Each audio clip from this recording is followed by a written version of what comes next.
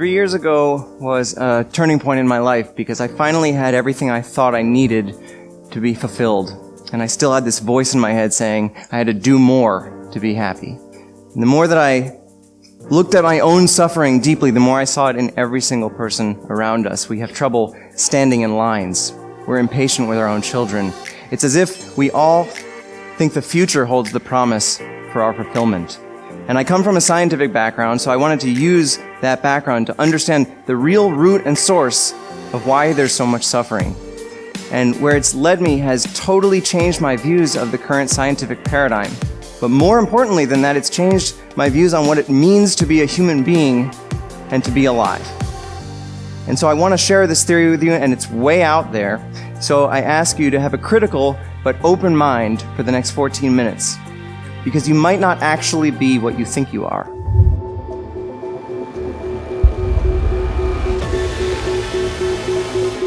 You're tuned into the Mind Tribe. Time to unlock your consciousness and set your mind free. The truth shall set you free.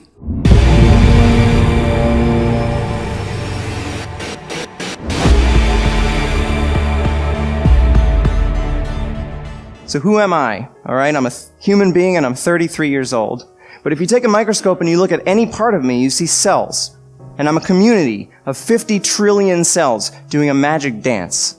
And you look at any one of those cells with an even closer microscope and you see 20 trillion atoms.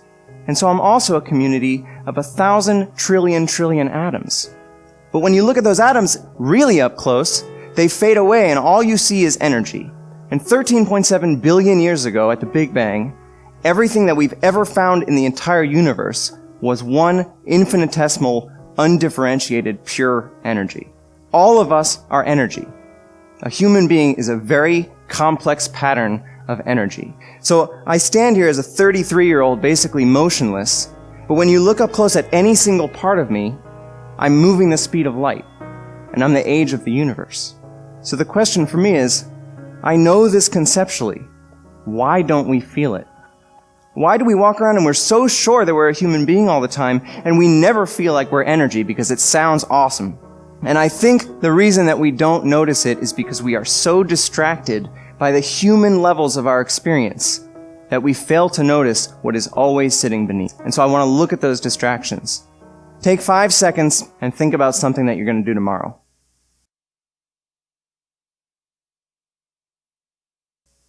So what you just did is something that, as far as we understand, no other organism in the entire universe can do. You just built an alternate reality inside your head. You just made a prediction about the future that has never happened in reality.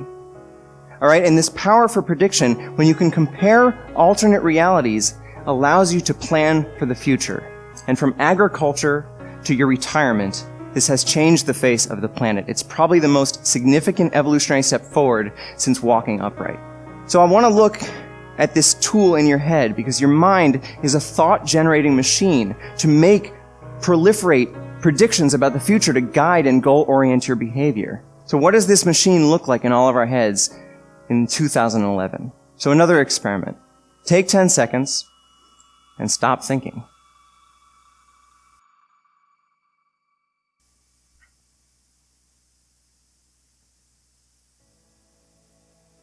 Okay, did anyone make it 10 seconds? Yeah, I make it about 2, and then I start strategizing about how I'm going to stop thinking. I think about that the whole time.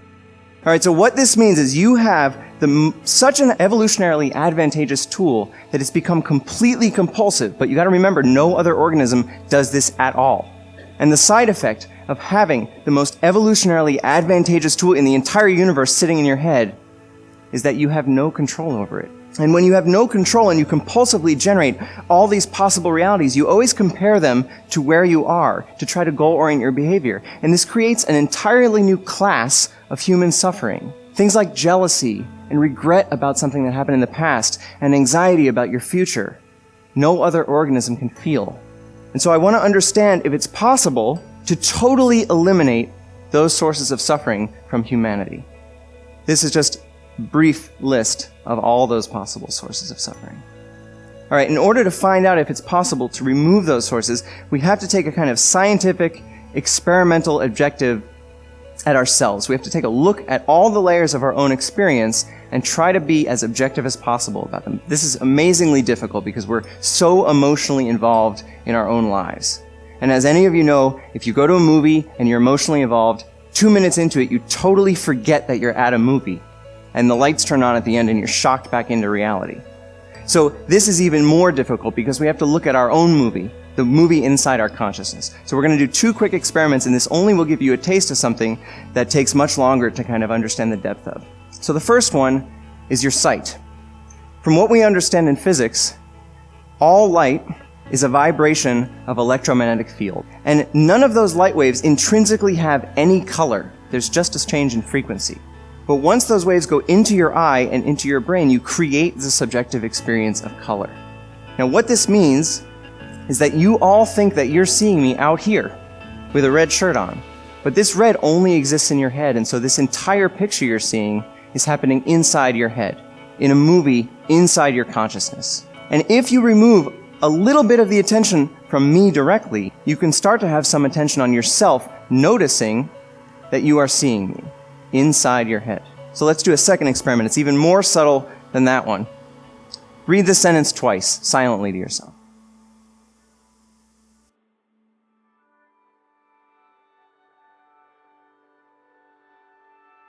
Okay, so it's weird, right?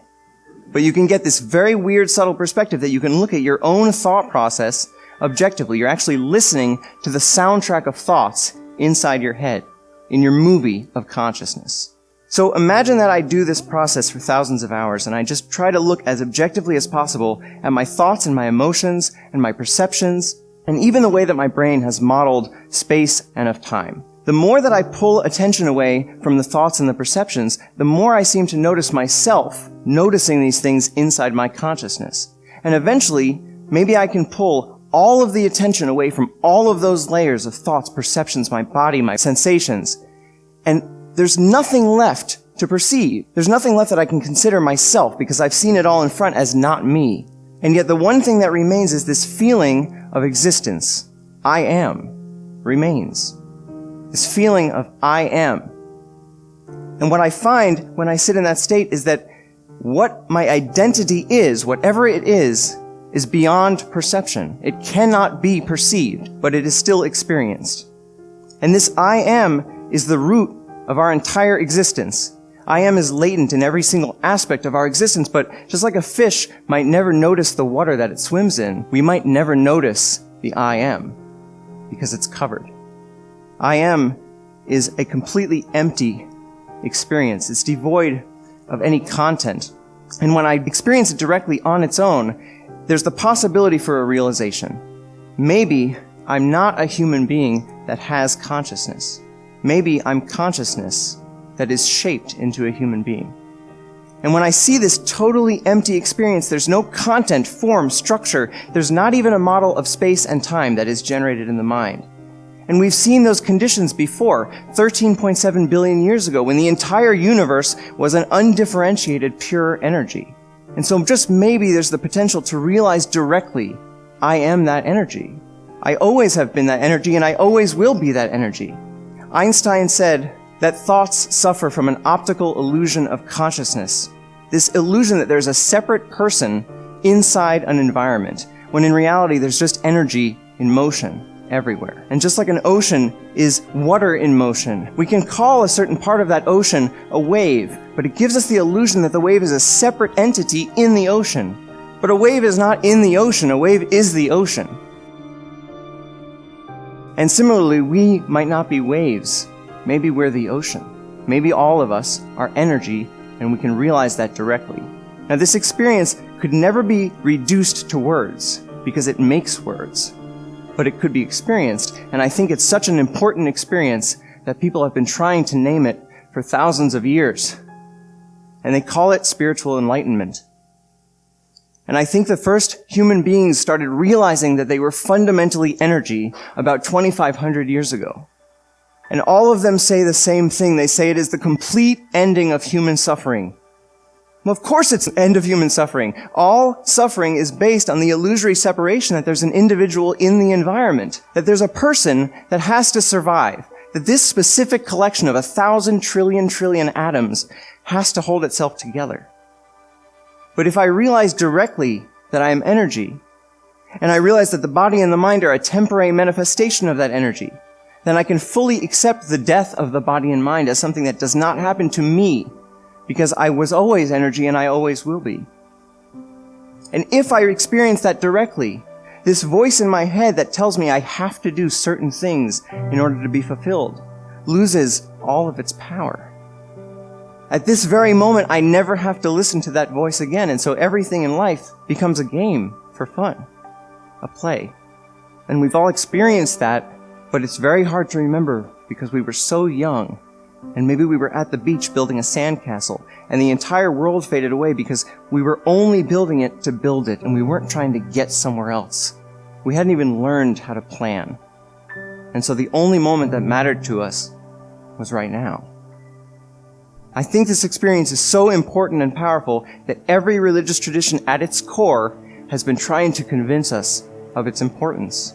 And if it's true, if the true end of all human psychological suffering is actually possible, it is the most important thing science could be studying.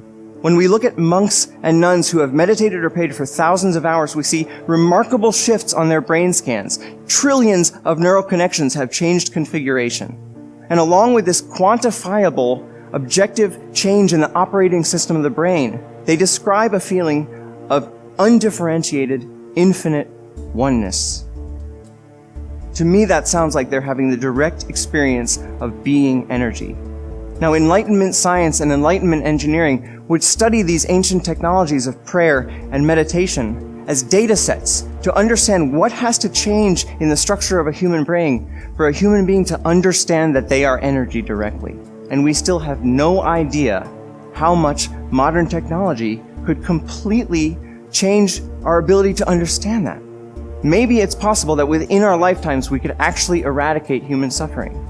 And what would the world look like then if every single one of us felt complete, felt whole, and felt interconnected? When you let go of individual survival, all of your priorities change because you actually see the entire world as your body. You see the suffering of others as your own suffering, and you want to help. And what is the actual power of a human being to really benefit the world when they're able to put the priorities of the whole system in front of themselves, even if that means they have to die in the process? How many of us can do that right now? What if 7 billion of us did that? Maybe the one thing that keeps us from actually solving all of the other problems in the world is this persistent, flawed thought that we are separate from the world. And maybe it's time we change our minds. So glad you tuned into the Mind Tribe, friend. I hope you got something out of this video. If you did, please give it a like. It really helps out. And if you're not already, please subscribe to our channel by clicking the icon here in the top right hand corner and hit the bell icon to be notified when we upload new videos. Alright, that's it. Peace in the highest vibration. High vibes, high vibes, high vibes.